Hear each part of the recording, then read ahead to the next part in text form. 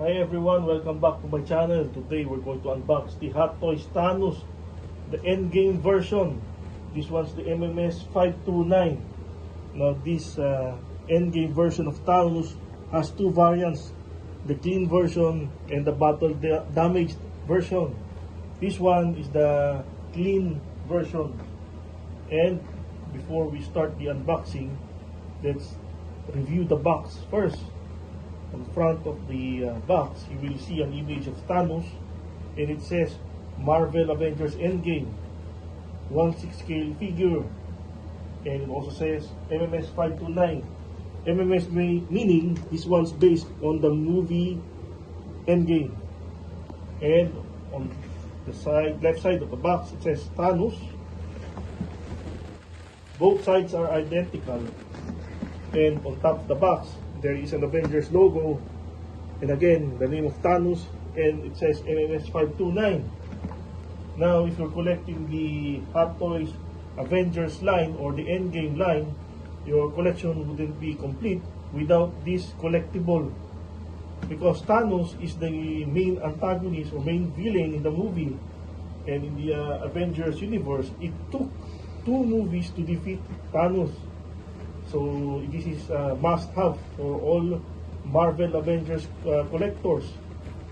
And let's remove the sleeve so that we will be.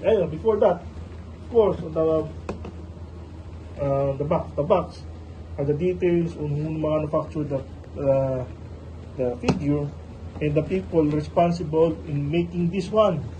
Now let's remove the sleeve.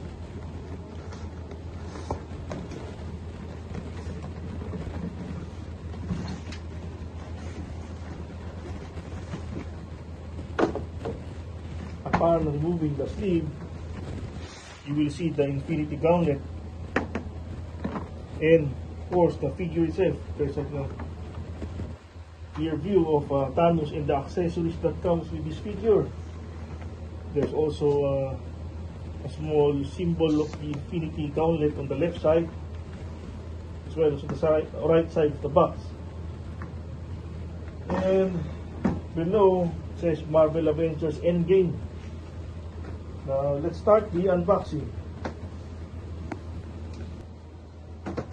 Upon removing the cover, you will see this weapon. So this figure comes with a weapon for Thanos.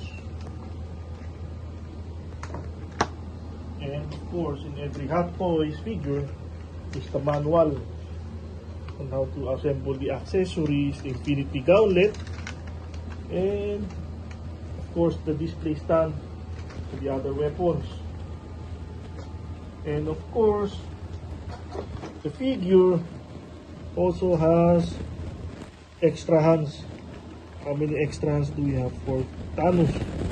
We have 1, 2, 3, 4, 5, 6 extra hands for this figure. And we also have an Infinity Gauntlet. I think this has a light up feature, and this one is on an open type hand. This one is closed type hand, movable as well. And what else do we have? An extra head sculpt for Thanos. Highly detailed head sculpt with the eyes, facial hair, even the back of the head. It's very detailed for this head sculpt. And it also has a helmet, an armored helmet for Thanos, and of course a battery. This one's for the light up feature for the Infinity Gauntlet. These 2 lights up. You can install the batteries on either one, depending on which one you choose to use. Let's take a look at the figure now. Now this is a quite heavy figure, and look at the facial expression of this one. For me, I prefer this head sculpt over this one. This one's more aggressive looking, and for me this is more detailed. This head sculpt is more detailed as compared to the other one, the extra head sculpt. Even you can see his teeth on this head sculpt, very highly detailed as well. Even the armor is very highly detailed. This one's the clean version, but even though this one's the clear version, you can still see some battle damage on Thanos armor. See that? There are some battle damage on the armor as well, even though this is the clean version. This collectible has two variants. This one has also a battle damage one. This is already double battle damage. Not quite sure how the battle damaged one looks like. Look at the muscle definition of this, highly defined. You can see the muscle definition, especially on the arms. See the nerves as well. I think these are rubber. The material made for the armor here, this part is rubber, and the gold parts are hard plastic, glossy hard plastic parts. The shoes is,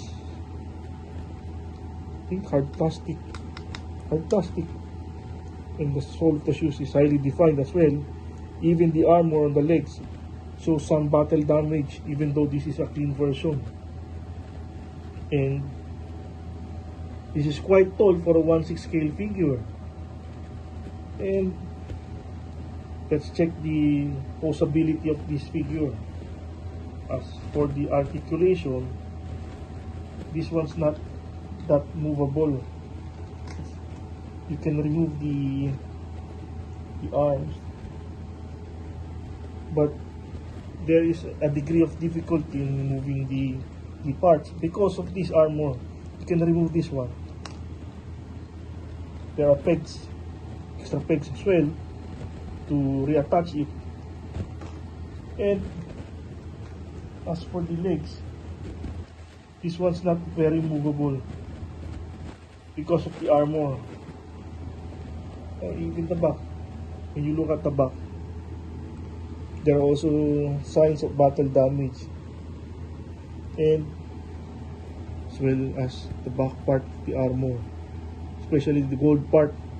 The black part on the top is made out of hard plastic, while the lower part is made out of rubber, and the veins highly defined.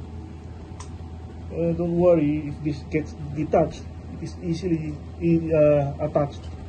You can reattach it. And what else is inside the box?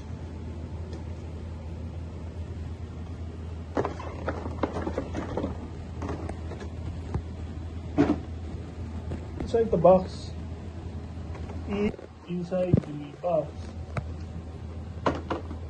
there is also a display stand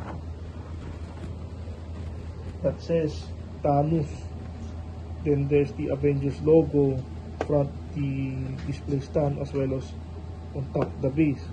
It says Marvel Avengers Endgame and the Avengers logo. And beneath the box it says 2020 Hot Toys Limited. So this one's manufactured 4 years ago.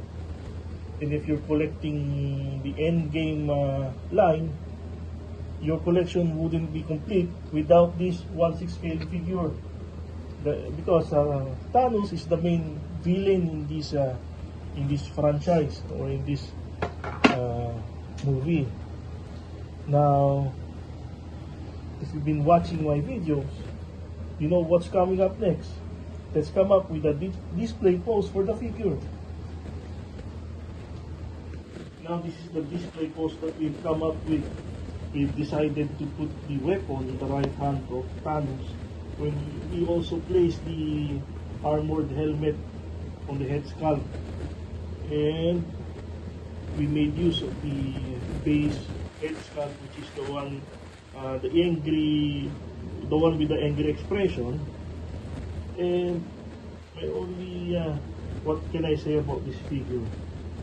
Well, this one's a very awesome figure, highly detailed. And if you, like what I said earlier, if you collect in the Endgame line, this is a must-have. And even though this is a clean version, you can still see battle damage, traces of battle damage on the armor, especially on the gold part. Even the helmet shows some battle damage on the heads, on the helmet, the back, the legs, all shows signs of battle damage, even though this is the clean version. I haven't seen the battle damage one yet, and I hope I would be able to get one so that I could review that as well. But as for this figure, I think this is one awesome figure. This is a must-have, especially if you like the Endgame line. And if you enjoyed this unboxing review, I hope you leave a like and subscribe to my channel. Thanks again for watching.